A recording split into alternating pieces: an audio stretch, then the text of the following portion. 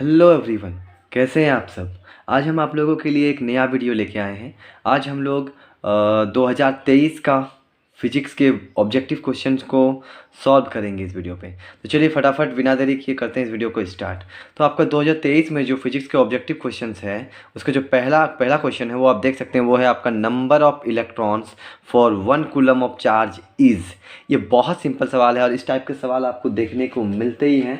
तो इसको आप सॉल्व करने के लिए क्या करना पड़ेगा, आपको क्वांटाइजेशन ऑफ चार्ज को थोड़ा सा देखना पड़ेगा कि चार्ज के जो 3 प्रॉपर्टी होते हैं, एडिटिविटी, क्वांटाइजेशन एंड कंजर्वेशन। उसमें से क्वांटाइजेशन ऑफ चार्ज आपको क्या कहता है कि जो टोटल चार्ज होता है किसी बॉडी में वो होता है integral multiple of its elementary charge. Elementary charge किसे कहते हैं हम, तो एलिमेंट्री चार्ज को कहा जो इस दुनिया में जो सबसे छोटा चार्ज होता है। सबसे छोटा चार्ज किस में देखने को मिलता है, एक इलेक्ट्रॉन पे और एक प्रोटॉन पे, जिसका चार्ज कितना होता है 1.6 इंटू 10⁻⁻⁹ कूलम।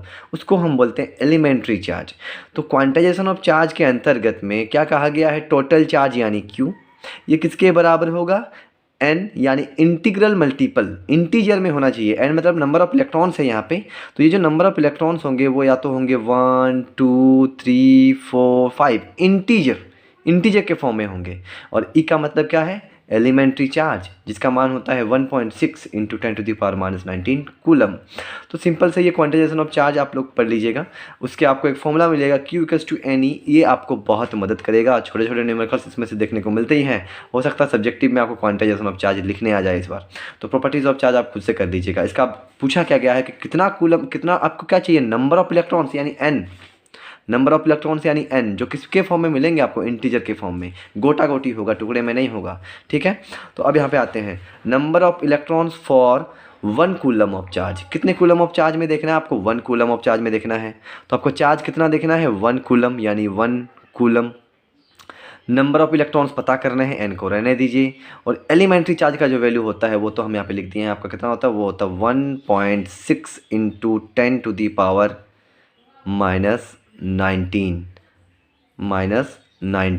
तो ये तो इधर मल्टीपल में है, इधर आएगा तो क्या होगा, डिवाइड होगा। तो मेरा क्या बचेगा, 1 का 1 इधर आएगा, ये सब डिवाइड होगा इधर आके, मतलब 1.6 इंटू 10⁻⁻⁹ इक्वल्स टू n आएगा। अब हम इसको जब डिवाइड करेंगे तो ये जो कट करके आएगा 10 का पावर माइनस में है, ऊपर चल जाएगा तो पॉजिटिव में, मतलब इसका जो मान निकल करके आएगा वो आएगा 10 का पावर प्लस 19। और जब हम 1 को डिवाइड करेंगे 1.6 से तो ये आएगा आपका 0.625। और इसी को जब हम करेंगे, पॉइंट को आगे ले आएंगे तो यहाँ से एक 10 घट जाएगा, मतलब यहाँ पे आएगा 6.25 इंटू 10⁻18। तो इतने इलेक्ट्रॉन्स होंगे कितने कूलम ऑफ चार्ज में, 1 कूलम ऑफ चार्ज में। बहुत सिंपल है, आप याद रखोगे Q=Ne। हाँ, बहुत कोई इसको प्लस माइनस Ne के नाम से भी जानता है। प्लस हम तब लेते हैं जब एलिमेंट्री चार्ज मेरा प्रोटॉन हो, और माइनस हम तब लेते हैं जब मेरा एलिमेंट्री चार्ज क्या हो, इलेक्ट्रॉन हो। सबसे छोटा चार्ज किस में देखने को मिलेगा, इलेक्ट्रॉन और प्रोटॉन में। नेक्स्ट सवाल पे आते हैं। नेक्स्ट सवाल देखते हैं, सिंपल सवाल है। नेक्स्ट सवाल क्या बोला जा रहा है कि देयर आर 2 चार्जेस +1 माइक्रोकूलम, ये माइक्रोकूलम है, and +5 microcoulomb, the ratio of the force acting on them. हम लोगों को क्या करना है कि 2 चार्ज, जिसमें एक है आपका +1 माइक्रोकूलम और एक है आपका +5 माइक्रोकूलम, उन लोगों में लगने वाले बल के अनुपात को देखना है। तो हम यहाँ पे क्या करते हैं, सिंपल फिगर बना लेते हैं कि 2 चार्ज है मेरा, एक Q1 और एक Q2। Q1 का मान है +1 माइक्रोकूलम जो दिया गया है, Q2 का मान है आपका +5 माइक्रोकूलम। ठीक है, हम मान लेते हैं ये कुछ दूरी में सेपारेट है, इस टाइप से कुछ दूरी में ये सेपारेट है, मतलब इसके बीच में कुछ डिस्टेंस है r। तो हम ये जानते हैं कि यहाँ पे 2 बल लगते हैं। एक लगते हैं Q2 पे, force acting on Q2 due to Q1, मतलब Q2 पे एक बल लगेगा, किसके वजह से, Q1 के वजह से, जिसको हम लिखते हैं F21। Force acting on Q2 due to Q1, और एक बल Q1 पे लगेगा, किसके वजह से, तो Q2 के वजह से, वो होता है F12। एक होता है F21, एक होता है F12, मतलब force acting on Q2 due to Q1।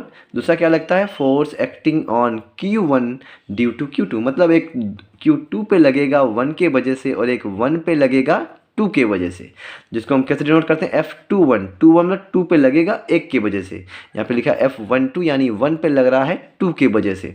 समझ रहे हैं। और हम ये जानते हैं कि ये जो होता है, अगर हम इन लोगों का मैग्नीट्यूड ले लें, मतलब F12 का जो F21 फोर्स तो वेक्टर होते हैं, अगर हम इसका मैग्नीट्यूड पकड़ेंगे तो ये दोनों बराबर होते हैं, मतलब F21 और F12 का मैग्नीट्यूड दोनों क्या आते हैं, बराबर। ये थर्ड लॉ को फॉलो करते हैं, every action has an equal and opposite reaction वाला। तो मैग्नीट्यूड बराबर होते हैं। अब अगर सोचिए, अगर इसका मैग्नीट्यूड बराबर है तो अगर हम इन दोनों को रेशियो करेंगे, मतलब अनुपात लेंगे, जैसे मान लो 2 बराबर 2, अब हम इसका अगर अनुपात लेंगे तो 2:2 कितना आएगा, 1/1, यानी 1:1। तो इन लोगों का मैग्नीट्यूड अगर समान है तो उसका रेशियो कितना आने वाला है, 1:1। हमेशा आप याद रखोगे, बहुत सिंपल था, इसका आंसर आ जाएगा 1:1। अब आता है नेक्स्ट सवाल पे। नेक्स्ट सवाल क्या है आप लोग का, बोला जा रहा है 3 capacitor each of capacity C are needed in series connection are added in series connection, then the equivalent capacitance will be। equivalent capacitance capacitor का है, हम लोग इक्विवेलेंट रेजिस्टेंस भी निकालते हैं, सीरीज कॉम्बिनेशन, पैरेलल कॉम्बिनेशन। अब ये कैपेसिटर का बात है तो कैपेसिटर के लिए आप ये देखिए, पहले तो आप ये देखिए कि कॉम्बिनेशन ऑफ कैपेसिटर क्या होते हैं, 2 होते हैं, एक सीरीज कॉम्बिनेशन, एक पैरेलल कॉम्बिनेशन। सीरीज कॉम्बिनेशन में जो समतुल्य कैपेसिटर होगा, इक्विवेलेंट 1/C इक्विवेलेंट, ये इक्वल होता है 1/C। ये फॉर्मूला है कि अगर हम सीरीज में कैपेसिटर को जोड़ते जाएंगे एक एक के बाद एक तो टोटल कैपेसिटेंस को हम निकाल दें कैसे, तो ऐसे 1/C equivalent equals to 1/C1 plus 1/C2 plus just 1/Cn तक, है ना। और ये होता है पैरेलल वाला। पैरेलल में हम क्या करते हैं, C इक्विवेलेंट का फॉर्मूला होता है C1 plus C2 plus C3 plus dash N।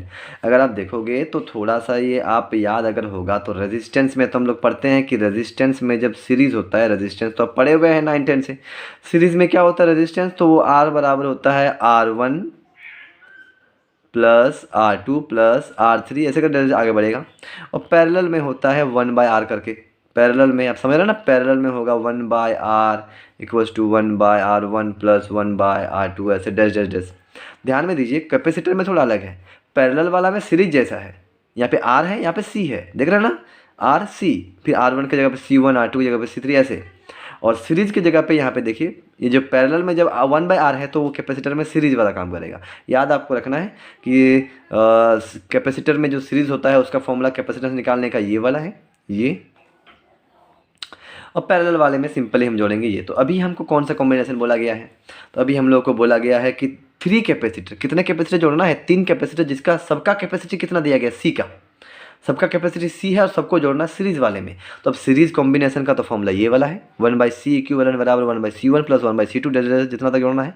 तो कितना बोला गया, 3 ठो, तो 1/C इक्विवेलेंट और सबका कैपेसिटी कितना है, मतलब कितना C करके है दिया गया ना, सबका कैपेसिटी कितना है, C का है।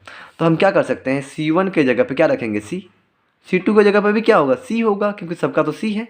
अब C3 की जगह पर भी क्या आएगा, C आएगा, 3 जोड़ दिए और सबका कैपेसिटी कितना है, C करके।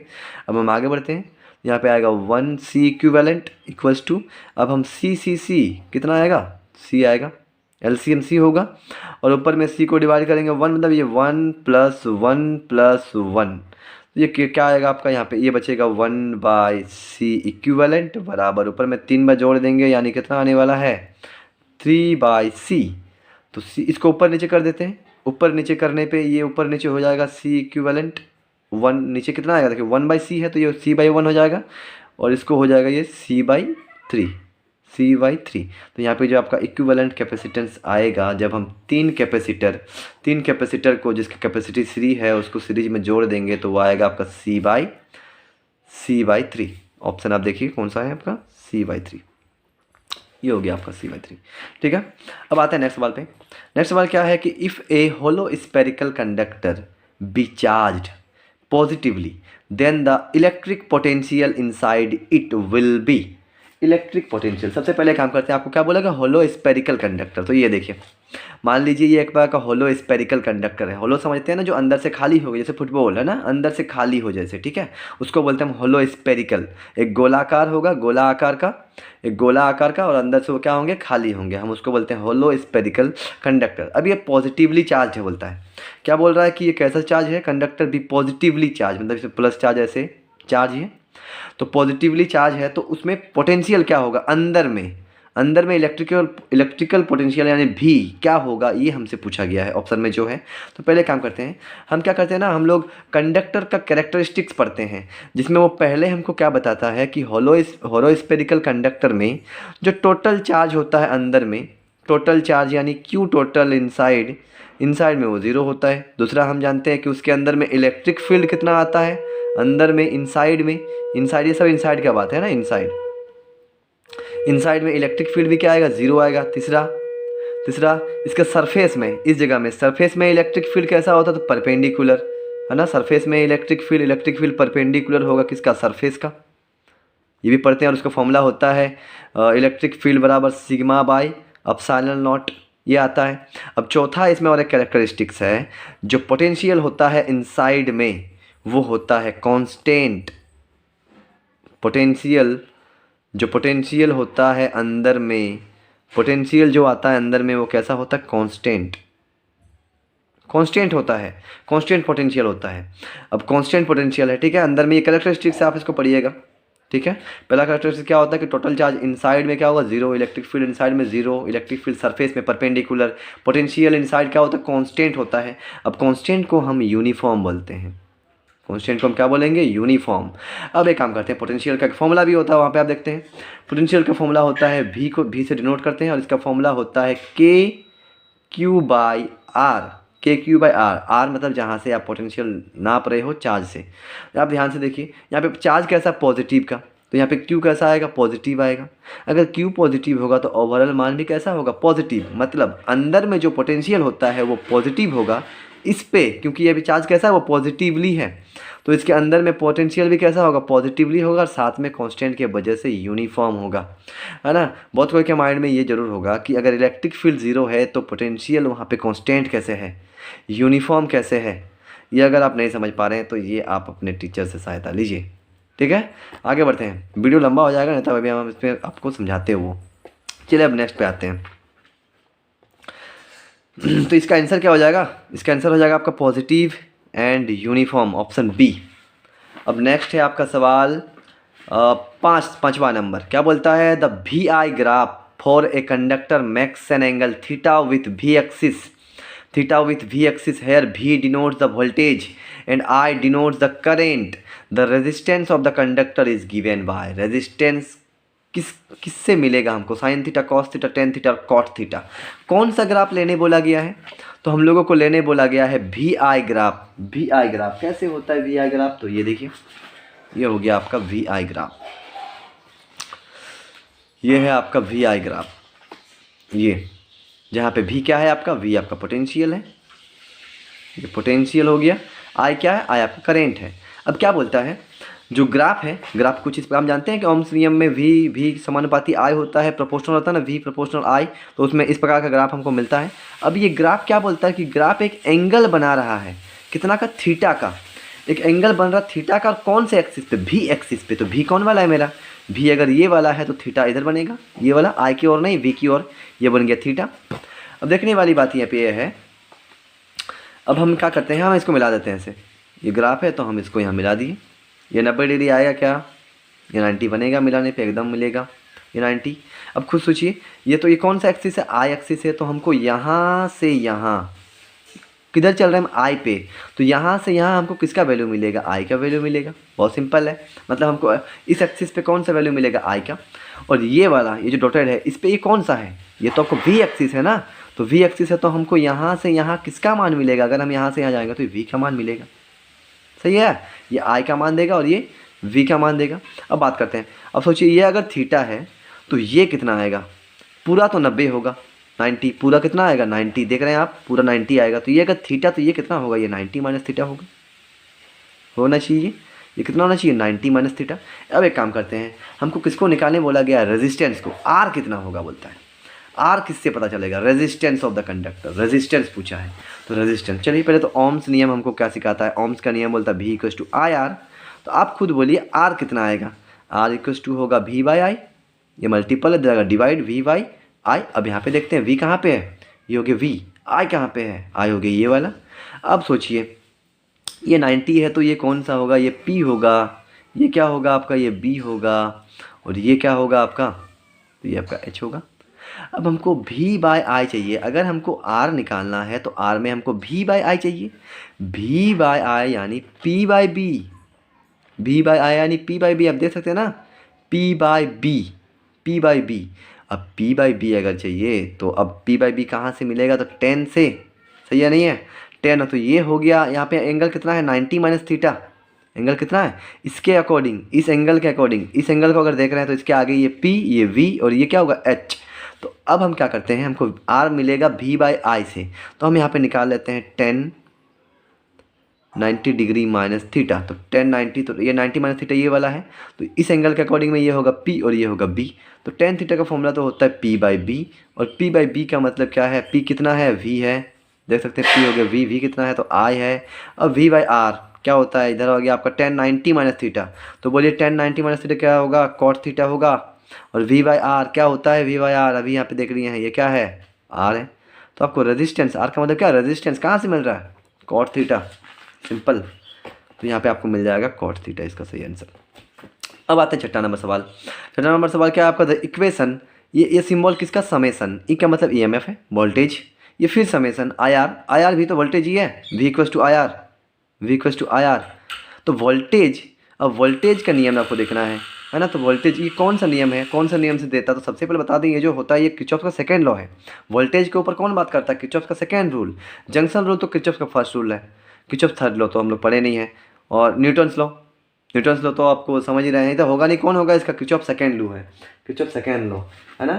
तो यहाँ पे देखिए अब इसके ऊपर कुछ नोट्स आप देखिए ध्यान से, के L Kirchhoff law, Kirchhoff law दो होता है, एक किरचॉफ फर्स्ट लॉ, एक होता है किरचॉफ सेकंड लॉ, है ना। अब किरचॉफ का फर्स्ट लॉ किसके ऊपर दिया जाता है, तो किरचॉफ का फर्स्ट लॉ दिया जाता है करंट के ऊपर, किसके ऊपर, करंट के ऊपर। किरचॉफ का पहला नियम दिया गया है करंट के ऊपर, और किरचॉफ का दूसरा लॉ दिया गया है वोल्टेज के ऊपर, पोटेंशियल के ऊपर, वोल्टेज के ऊपर, ठीक है। ये वोल्टेज के ऊपर दिया गया है, करंट के ऊपर दिया गया है। अब किरचॉफ का फर्स्ट लॉ को हम दूसरे नाम से भी जानते हैं, पॉइंट रूल या फिर पॉइंट लॉ, जंक्शन रूल या फिर जंक्शन लॉ, सब पूछा गया है कि किरचॉफ का पहला नियम को और क्या नाम से जानेंगे, तो पॉइंट रूल हो गया, जंक्शन रूल हो गया, या फिर हम इसको केसीएल भी बोलते हैं। केसीएल, के का मतलब किरचॉफ, सी का मतलब करंट, एल का मतलब लॉ। केसीएल क्यों बोल रहे हैं, किरचॉफ करंट लॉ क्यों बोल रहे हैं, क्योंकि किरचॉफ का पहला नियम किसके ऊपर दिया गया है, तो करंट के ऊपर। अब इसका नियम क्या बोलता है वो देखिए, ये बोलता है कि summation, summation of all current, जितने भी करेंट होंगे अगर सभी को जोड़ा जाए तो किसके बराबर होगा, जीरो का। अब किरचॉफ का सेकंड लॉ भी है, सेकंड लॉ को हम लूप रूल बोलते हैं या फिर इसको वोल्टेज लॉ भी बोलते हैं, आप ये भी याद रखोगे। और इसका क्या नियम ये बताता है कि सभी वोल्टेज को एक लूप में, एक लूप में अगर सभी वोल्टेज को जोड़ा जाए तो किसके बराबर होगा, जीरो के बराबर होगा। ये करंट के ऊपर, ये वोल्टेज के ऊपर। इसमें जानने वाली बात ये भी है कि किरचॉफ का जो फर्स्ट लॉ होता है वो law of conservation of charge, यहाँ पे ध्यान से देखिए, law of conservation of charge का कॉन्सिक्वेंसेस होता है।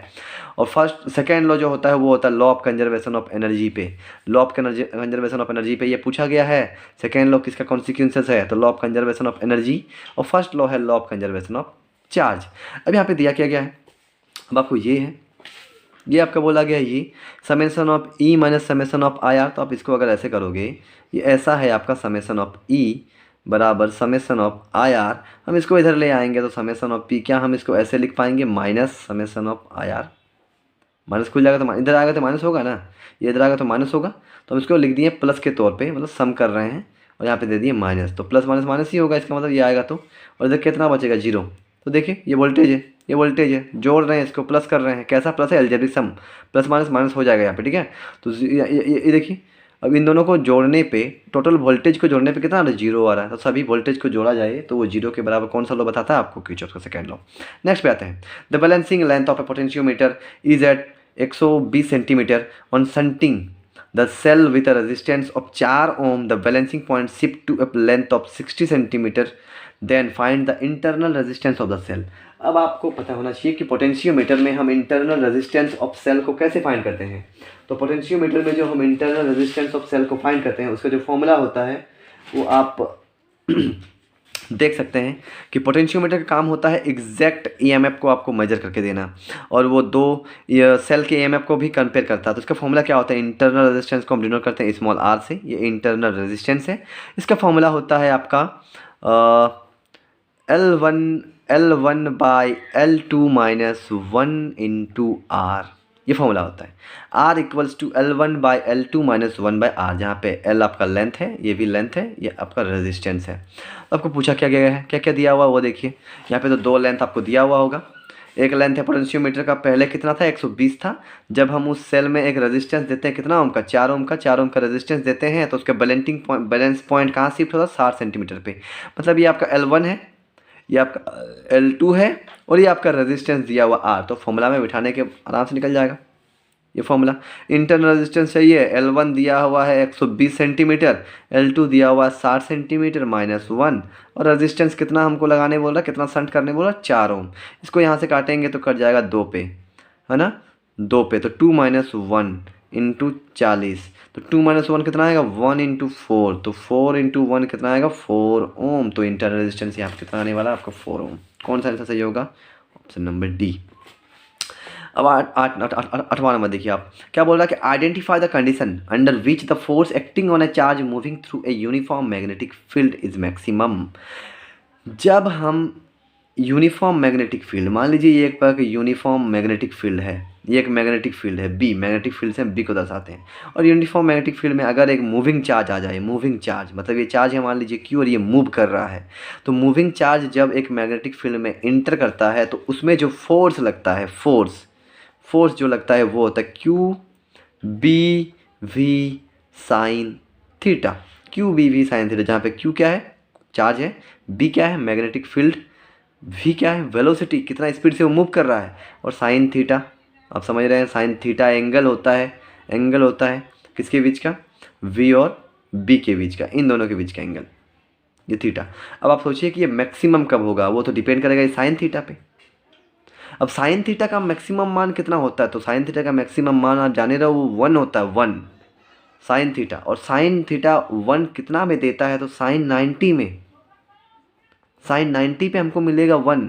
तो हमको यहाँ पे निकालने किसका बोला, मैक्सिमम पे। तो मैक्सिमम कब निकलेगा, जब थीटा कितना आए मेरा, 90 आए, थीटा 90 होगा।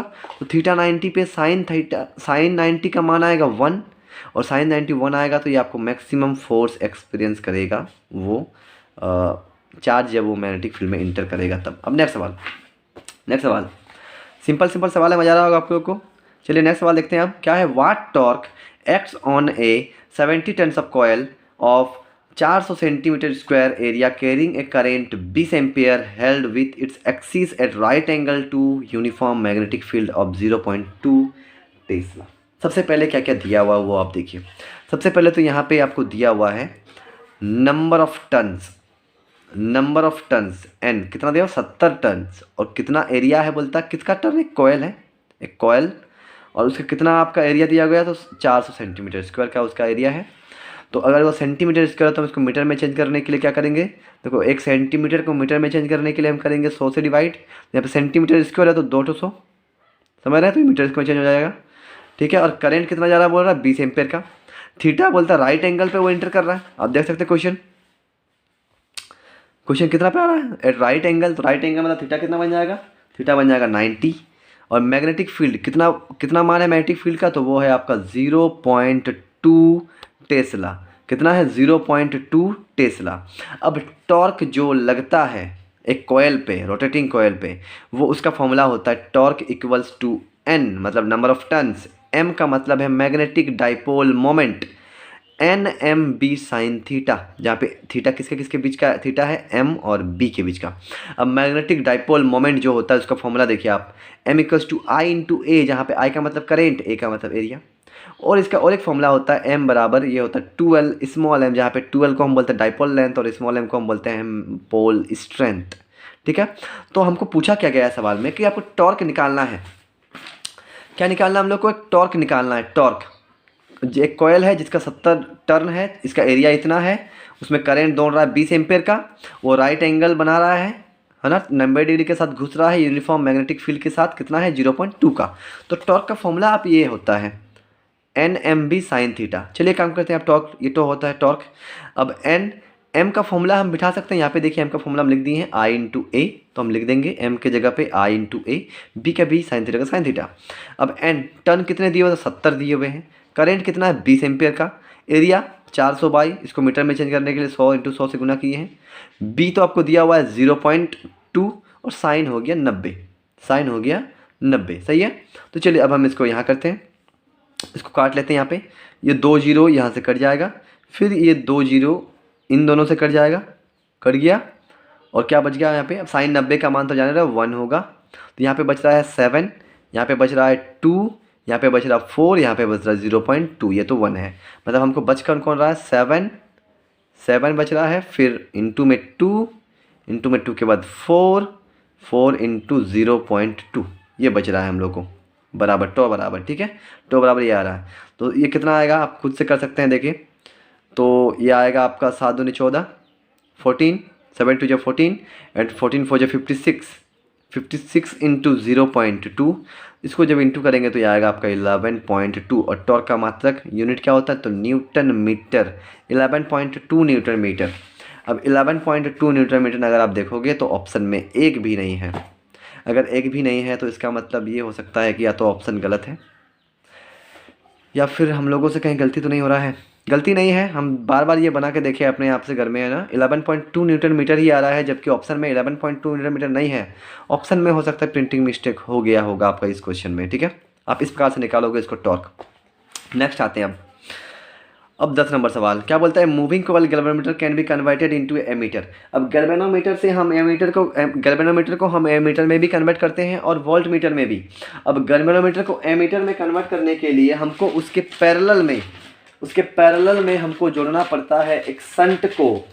क्या है वो संट, यहाँ देखिए आप, ये मान लीजिए मेरा गैल्वेनोमीटर है, और अगर हम इस गैल्वेनोमीटर को काम करना चाहेंगे एज ए एमीटर, तो हमको इसके पैरेलल, हमेशा पैरेलल सीरीज नहीं, पैरेलल में हमको जोड़ना है एक संट। अब ये संट क्या है, तो संट एक प्रकार का लो रेसिस्टेंस वाला रजिस्टर होता है, जिसका रेसिस्टेंस बहुत लेस होता है, बहुत स्मॉल अमाउंट का रेजिस्टेंस उसके पास होगा। तो कैसे कन्वर्ट कर पाएंगे हम, वही तो पूछा है कि moving coil galvanometer can be converted into ammeter, तो कैसे कन्वर्ट होगा, तो वो होगा इसका ये वाला, देखिए, इंट्रोड्यूसिंग ए संट, एक संट को हम इंट्रोड्यूस करेंगे जिसका रेजिस्टेंस क्या होगा, resistance of small value in parallel, है ना, पैरेलल में जोड़ेंगे, ऑप्शन बी। अब आते हैं 11 नंबर पे। 11 नंबर सवाल में आपको पूछा angle of dip at the pole and the equator respectively are. Angle of dip पूछा है, तो सबसे पहले तो आप एंगल ऑफ डीप क्या होता है वो आप यहाँ पे देखिए। एंगल ऑफ डीप ये वाला होता है angle of deep. Angle of deep को हम एंगल ऑफ इंक्लाइनेशन भी बोलते हैं, इंक्लाइनेशन, ठीक है। अब एंगल ऑफ डीप क्या होता है, तो एंगल होता है ये एक किसके बीच का एंगल है, अर्थ के हॉरिजेंटल और अर्थ मैग्नेटिक फील्ड के बीच का, अर्थ का हॉरिजेंटल और अर्थ मैग्नेटिक फील्ड। मान लीजिए ये मेरा अर्थ है, ये हो गया मेरा अर्थ, ठीक है। तो अर्थ मैग्नेटिक फील्ड लाइन ऐसे निकलते हैं, आप जानते हैं इस प्रकार से निकलते हैं, आप बड़े हैं इस प्रकार से निकलेंगे। हम इसको बोलते हैं मैग्नेटिक साउथ, इसको हम बोलते हैं मैग्नेटिक नॉर्थ।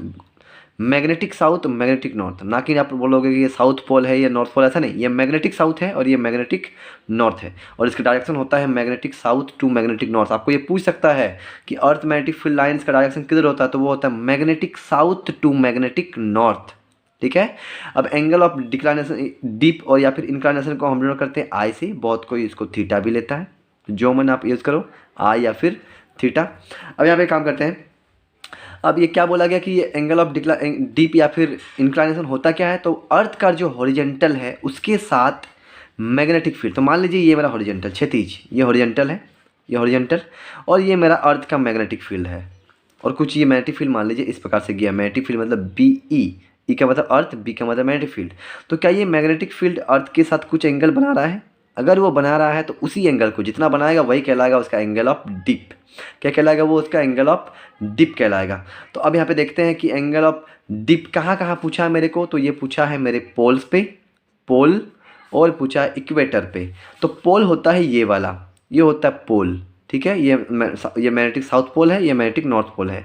तो पोल पे जो मैग्नेटिक फील्ड होता है वो परपेंडिकुलर होता है, नॉर्मल। ये मान लीजिए ये पोल हो गया, तो ये हो गया हॉरिजेंटल, और ये होगा मैग्नेटिक फील्ड का डायरेक्शन BE, और यहाँ पे कितना आएगा आपका 90, तो पोल पे आएगा 90। इक्वेटर क्या बोलते हैं, ये अर्थ जो है, इस अर्थ को जो दो भाग में वो काट देगा उसको हम बोलेंगे इक्वेटर। मान लीजिए जैसे ये वाला, ये दिख रहा है, ये इक्वेटर, आधा भाग ऊपर आधा भाग नीचे, ये इक्वेटर है।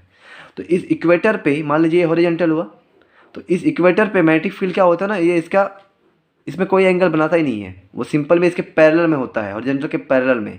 तो इक्वेटर पे जो एंगल आता है, एंगल ऑफ डीप, वो आता है आपका 0 डिग्री, जबकि आपका पोल पे कितना आएगा 90 डिग्री। तो पोल पे 90 और इक्वेटर पे 0। पहले किसका पूछा? पोल का, है ना, तो पोल का पूछा, तो पोल का 90 और इसका इक्वेटर का 0। 90 नहीं करना है क्योंकि पोल में 90 होता है और इक्वेटर में 0 होता है, तो ऑप्शन डी इसका होगा सही आंसर। नेक्स्ट नंबर सवाल क्या बोलता है? When ever the magnetic flux linked with an electric circuit change and EMF is induced in the circuit, this is called. इसको हम क्या बोलते हैं? तो हम जानते हैं ना, जब जब मैग्नेटिक फ्लक्स में चेंज आएगा तब तब इंड्यूस्ड ईएमएफ प्रोड्यूस्ड होगा किसी भी सर्किट में, किसी भी कॉइल में। हम इसको क्या बोलते हैं? तो हम इसको इलेक्ट्रोमैग्नेटिक इंडक्शन बोलते हैं। इलेक्ट्रोमैग्नेटिक इंडक्शन, इंड्यूस होना, इलेक्ट्रोमैग्नेटिक इंडक्शन। अब यहाँ पे जो क्या क्या है कि जब जब मैग्नेटिक फ्लक्स चेंज होगा तब तक कौन इंड्यूस होगा? EMF, voltage. अब जो ईएमएफ इंड्यूस्ड होगा, इसका डायरेक्शन के लिए हम पढ़ते हैं एक लेंज लॉ। अब लेंज लॉ आप देखिए, इसको लेंज लॉ क्या है? तो लेंज लॉ हम लिख चुके हैं कि लेंज लॉ होता है the direction of the induced EMF was in such A way such that it opposes the cause which produced it.